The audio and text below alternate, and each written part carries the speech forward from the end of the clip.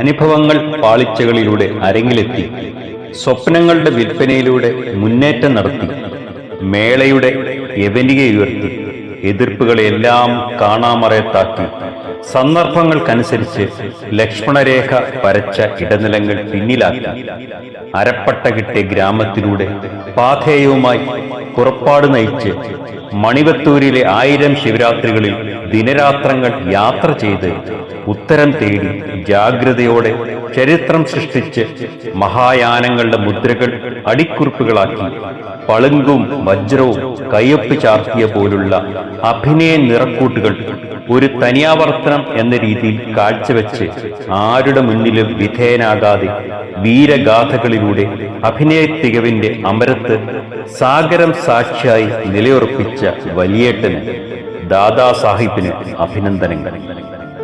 കറുത്ത പക്ഷികളും പരുന്തും ഉറങ്ങുന്ന ഭ്രമയുഗത്തിൽ ആൾക്കൂട്ടത്തിൽ തനിയെയാണെങ്കിലും വാത്സല്യം തുളുമ്പുന്ന മനസ്സുമായി തിങ്കളാഴ്ച നല്ല ദിവസം നോക്കി, ഈ തണുത്ത വെളുപ്പാൻ കാലത്തായാലും ഈറൻ സന്ധ്യയിലായാലും ഒരു നോക്ക് കാണാൻ കരിയിലക്കാറ്റ് പോലെ ഒന്നിങ്ങി വന്നെങ്കിൽ, ആളൊരുങ്ങിയും അരങ്ങൊരുങ്ങിയും ഇതിലെ ഇനിയും വരും. സന്ധ്യയ്ക്ക് വിരിഞ്ഞ പൂവിന്റെ സുഹൃതവുമായി മതിലുകൾക്കപ്പുറത്തു നിന്ന് മഹാനഗരത്തിലേക്ക് വീണ്ടും വരിക.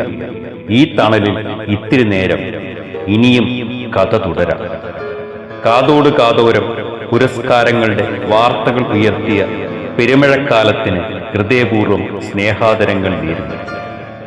മലയാളത്തിന്റെ മഹാനടനായ മമ്മൂട്ടിക്ക് ഹൃദയം നിറഞ്ഞ മംഗളാശംസ.